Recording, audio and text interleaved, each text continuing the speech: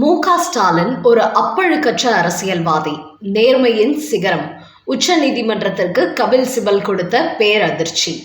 இதற்கு மேல் பொறுமை இல்லை. திமுகவுக்கு 30 நிமிடம் தான் டைம். நீதிபதி போட்ட புதிய உத்தரவு. வணக்கம் நண்பர்களே. மு.க. ஸ்டாலின் ஒரு அப்பழுக்கற்ற தலைவர் என்று வழக்கறிஞர் கபில் சிபல் சுப்ரீம் கோர்ட்டில் வாதம் செய்திருப்பது தமிழக அரசியல்வாதிகளுக்கு உச்சக்கட்ட அதிர்ச்சியை கொடுத்துள்ளது. அதாவது 2011ஆம் ஆண்டு கொளத்தூர் தொகுதியில் மு.க. ஸ்டாலின் தனது அதிகாரத்தை துஷ்பிரயோகம் செய்து வாக்காளர்களுக்கு பணம் கொடுத்து ஜனநாயகத்திற்கு எதிரான ஓட்டுகளை வாங்கி வெற்றி பெற்றதாக அவருக்கு எதிராக அதிமுக சார்பில் போட்டியிட்ட சைதை துரைசாமி வழக்கு தொடுத்துள்ளார். இந்த வழக்கு விசாரணை தொடர்ந்து நடைபெற்று வரும் நிலையில் நேற்று மீண்டும் உச்சநீதிமன்றத்தில் நடைபெற்றது. அப்போது நீதிபதி ஜே.கே. மகேஸ்வரி அமர்வில் இந்த விசாரணை நடந்தது.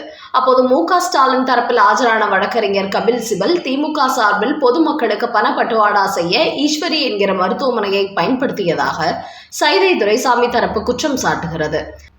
ஆனால் அப்போது சைதை துரைசாமிக்கு தான் தகவல் கொடுத்ததாக முக்கிய சாட்சியான மகாலிங்கம் என்பவருக்கு சைதை துரைசாமியின் மொபைல் எண்ணை சொல்ல தெரியவில்லை. இதன் மூலம் இந்த சாட்சியானது பொய் என்பது தெரிய வந்திருக்கிறது. அது மட்டுமின்றி ஈஸ்வரி மருத்துவமனையில் மகளிர் சுய குழுவை சேர்ந்த பெண்கள் கையில் பணம் கட்டுக்கட்டாக வைத்திருந்ததாக கூறுகிறார்கள். ஆனால் அதில் ஒரு பெண்ணை கூட சாட்சியாக முன்னிறுத்தவில்லை. அது குறித்து ஒரு சிறிய வீடியோ மட்டுமே இவர்கள் ஆதாரமாக நீதிமன்றத்தில் கொடுத்துள்ளார்கள். அதோடு எங்கள் ஊடக செய்தியாளர்களையும் இவர்கள் விசாரணைக்கு அழைத்து வரவில்லை என்று மு.க. ஸ்டாலின் தரப்பு வழக்கறிஞர் கபில் சிபல் வாதம் செய்துள்ளார். அது மட்டுமின்றி தற்போது தமிழக முதலமைச்சராக இருக்கும் மு.க. ஸ்டாலின் அங்குள்ள மக்களால் அப்பழுக்கற்ற ஒரு அரசியல் தலைவர் என்று போற்றப்பட்டு வருகிறார். அதனால் அப்படிப்பட்டவருக்கு எதிராக அரசியல் காழ்ப்புணர்ச்சி காரணமாக இந்த வழக்கு தொடரப்பட்டுள்ளது. அதிலும் தன்னை எதிர்த்து போட்டியிட்டவர் வெற்றி பெற்று விட்டாரே என்பதை தாங்கிக் கொள்ள முடியாமல் சைதை துரைசாமி இந்த வழக்கை தொடுத்துள்ளார். அதனால் இது முழுக்க முழுக்க தனிப்பட்ட விரோதம் காரணமாக தொடரப்பட்ட வழக்காகும். அதனால் தான் திமுக வேட்பாளராக போட்டியிட்ட மு.க. ஸ்டாலின் வாக்காளர்களுக்கு பணம் கொடுத்தார் என்பதை இவர்களால் நிரூபிக்க முடியவில்லை. ஏதோ உண்மைக்கு புறம்பான வீடியோக்களை கொடுத்து இந்த வழக்கை திசை திருப்ப பார்க்கிறார்கள். அதனால் நேர்மையான அரசியல் தலைவரான மு.க. ஸ்டாலினுக்கு அவப்பெயரை ஏற்படுத்தும் வகையில் அவருக்கு எதிராக வழக்கு தொடுத்துள்ள சைதை துரைசாமிக்கு இந்த நீதிமன்றம் தண்டனை கொடுக்க வேண்டும். மு.க. ஸ்டாலின் அதிகார துஷ்பிரயோகம் செய்து வெற்றி பெற்று விட்டார் என்று சொல்வதை ஏற்றுக்கொள்ள முடியாது. இது அவரது 50 ஆண்டுகால பொது வாழ்க்கைக்கு களங்கம் கற்பிக்கும் நோக்கத்தில் தொடரப்பட்ட வழக்கு என்று மு.க. ஸ்டாலின் தரப்பு வழக்கறிஞர் கபில் சிபல் நீதிமன்றத்தில் மு.க. ஸ்டாலின் பெருமைகளை அடித்து விட்டுள்ளார். அதையடுத்து சைதை துரைசாமி தரப்பு வழக்கறிஞரோ ஈஸ்வரி மருத்துவமனையில் கட்டுக்கட்டாக பெண்கள் பணம் வைத்திருந்தது உண்மை. அந்த வீடியோவை தான் நாங்கள் சமர்ப்பித்துள்ளோம். ஆனால் அது சம்பந்தப்பட்ட அனைத்து பெண்களும் திமுகவை சேர்ந்தவர்கள்.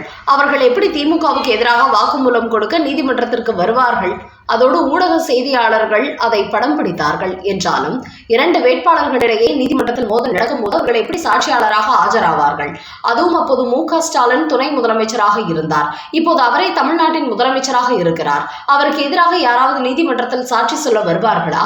ஏற்கனவே அவர்கள் அதிகாரத்தை துஷ்பிரயோகம் செய்து வெற்றி பெற்றவர்கள்.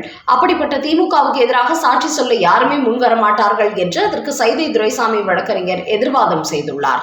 இப்படி நேற்று உச்சநீதிமன்றத்தில் 2 தரப்புக்கும் இடையே வாதம் நடைபெற்ற நிலையில் இந்த வழக்கை முடிவுக்கு கொண்டு வர நீதிமன்றம் தயாராகிவிட்டதாக கூறிய நீதிபதி இதுகுறித்து தங்கள் தரப்பு வாதத்தை வைக்க மு.க. ஸ்டாலின் தரப்புக்கு 30 நிமிடமும் சைதை துரைசாமி தரப்புக்கு 1 மணி நேரமும் மட்டுமே நாங்கள் டைம் கொடுப்போம்.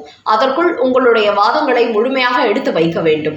அதோடு இந்த வழக்கின் தீர்ப்பு ஒத்தி வைக்கப்படும். அதன் பிறகு இந்த வாதங்களை வைத்து இந்த வழக்கில் இறுதி முடிவை சொல்லிவிடுவோம் என்று நீதிபதிகள் திட்டவட்டமாக தெரிவித்துள்ளார்கள். அதனால் இந்த கொளத்தூர் தேர்தல் குறித்த வழக்கின் இறுதி தீர்ப்பை இன்னும் 1 வாரத்திலேயே நீதிபதிகள் சொல்லிவிடுவார்கள் என்பது தெரிய வந்துள்ளது. அடுத்த செய்தி. பக்கத்து இலைக்கும் பாயாசம் கேட்கும் திருமாவளவன். திருச்சி ஏர்போர்ட்டில் செல்ஃபி எடுத்துக்கொண்ட சிறிது நேரத்திலேயே தமிழிசை கொடுத்த அட்டாக். 2026 சட்டமன்ற தேர்தல் களம் சூடுபிடித்துள்ள நிலையில் திமுக கூட்டணியை பாஜக கூட்டணியும் பாஜக கூட்டணியை திமுக கூட்டணியும் கடுமையான முறையில் விமர்சனம் செய்து வருகிறார்கள். இன்னொரு பக்கம் சீமான் தனித்த போட்டி என்று சொல்லிக்கொண்டு அனைத்து கட்சிகளையும் விமர்சனம் செய்து வருகிறார். அந்த வகையில் முதல் முறையாக தமிழக அரசியல் 4 முறை போட்டியை சந்திக்க தயாராகி கொண்டு வருகிறது. இந்த நிலையில் நேற்று திருமாவளவன் தனது எக்ஸ் பக்கத்தில் ஒரு புகைப்படத்தை பகிர்ந்துள்ளார். அதோடு திருச்சி விமான நிலையத்தில் அண்ணன் திருச்சி சிவா எடுத்த செல்ஃபி என்று அதில் குறிப்பிட்டுள்ளார். அந்த செல்ஃபியில் தமிழக பாஜகவின் தமிழிசை சவுந்தரராஜன், சீமான், திருமாவளவன், திருச்சி சிவா எம்பி ஆகிய 4 பேரும் இடம்பெற்றுள்ளார்கள். அரசியல் களத்தில் ஒருவரை ஒருவர் மாறி மாறி கடுமையான முறையில் விமர்சனம் செய்து கொண்டு வருபவர்கள் இந்த செல்ஃபிக்கு சிரித்துக் கொண்டே போஸ் கொடுத்திருப்பது அரசியல் களத்தில் மட்டுமின்றி பொதுமக்கள் மத்தியிலும் கவனம் பெற்றுள்ளது. எனதான் அரசியல் என்று வரும்போது எதிரும் புதிருமாக மோதி கொண்டாலும் திரைக்கு பின்னால் இவர்கள் எல்லாம் நண்பர்களாகத்தான் இருக்கிறார்கள்.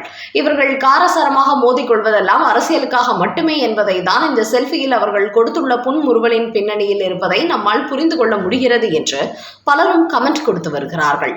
ஆனால் இப்படி திருமாவளவனுடன் சேர்ந்து செல்ஃபிக்கு போஸ்ட் கொடுத்துள்ள பாஜகவின் தமிழிசை சவுந்தரராஜன் அடுத்த சில மணி நேரங்களில் அவருக்கு எதிராக வெளியிட்டுள்ள ஒரு செய்தி பரபரப்பை ஏற்படுத்தியிருக்கிறது.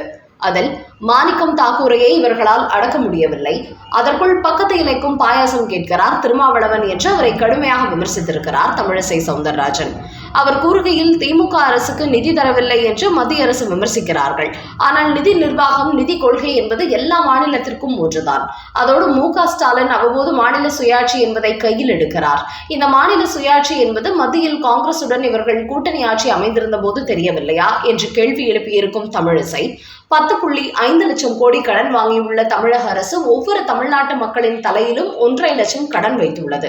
ஆனால் டிஆர்பி ராஜாவோ அதிமுக அரசு 4 லட்சம் கடன் வைத்துள்ளது என்று கூறியதோடு ஒவ்வொருவர் தலையிலும் 57,000 கடன் இருப்பதாக அப்போது கூறினார்.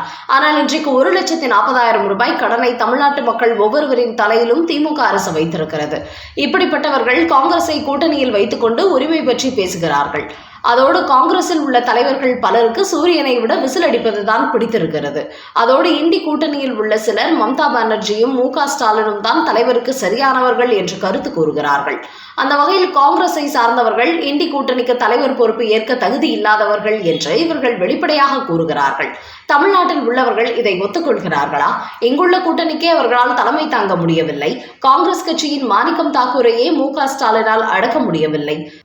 தமிழ்நாட்டில் உள்ள கூட்டணிக்கு தலைமை தாங்குவதற்கே இவர் தடுமாறி கொண்டு வருவார். அப்படிப்பட்டவர் திமுக தலைவர் ஸ்டாலின் எப்படி அகில இந்திய கூட்டணிக்கு தலைமை தாங்க போகிறார்? அதோடு திமுக கூட்டணியில் உள்ள திருமாவளவன் இதுவரை காங்கிரஸ் கட்சி ஆட்சி அதிகாரத்தில் பங்கு கேட்பதற்கு எதிராக விமர்சனம் செய்தார். ஆனால் இப்போது அவரும் ஆட்சி அதிகாரத்தில் பங்கு கேட்பதில் தவறில்லை என்று பக்கத்து இலைக்கும் பாயாசம் கேட்கிறார் என்று திருமாவளவனை கடுமையாக விமர்சனம் செய்திருக்கிறார் தமிழிசை. திமுக கூட்டணியில் இணைந்த தேமுதிக கருணாநிதி காலத்திலேயே தேமுதிகவை திமுக கூட்டணிக்கு கொண்டு வந்துவிட கடுமையாக முயற்சி எடுத்தார். ஆனால் அப்போது திமுகவுக்கு அதிர்ச்சி கொடுக்கும் விதமாக அதிமுக கூட்டணியில் இணைந்தார் விஜயகாந்த். அவர் அந்த தேர்தலில் பெரிய அளவில் வெற்றி பெற்று எதிர்க்கட்சி தலைவரானார். அந்த வகையில் இதுவரை திமுக கூட்டணியில் இணையாமல் இருந்த தேமுதிக இந்த முறை சட்டமன்ற தேர்தலை ஒட்டி திமுக கூட்டணியில் இணைந்திருக்கிறது. கடந்த சில மாதங்களாகவே 14 தொகுதி ஒரு ராஜ்யசபா எம்பி சீட் யார் தருவார்களோ அந்த கூட்டணிக்குத்தான் சொல்வோம் என்று பேரம் பேச்சு வந்தார் பிரேமலதா. இந்த நிலையில் தற்போது பேரம் படித்ததை அடுத்து இன்று அண்ணா அறிவாலயத்தில் ஸ்டாலினை சந்தித்து திமுக கூட்டணியில் அவர் இணைந்திருக்கிறார். அந்த வகையில் தேமுதிகவிற்கு 7 சட்டசபை தொகுதிகளும் ஒரு ராஜ்யசபா எம்பி சீட்டும் கொடுக்கப்பட்டிருப்பதாக தகவல்கள் வெளியாகியுள்ளன. ஏற்கனவே கருணாநிதியும் விஜயகாந்தும் கூட்டணி வைப்பார்கள் என்று எதிர்பார்க்கப்பட்ட போது அது நடக்கவில்லை. ஆனால் இப்போது அவர்கள் 2 பேருமே இறந்துவிட்ட நிலையில் ஸ்டாலின் தலைமையிலான திமுகவும் பிரேமலதா தலைமையிலான தேமுதிகவும் இந்த தேர்தலில் முதல் முறையாக கூட்டணி அமைத்துள்ளார்கள்.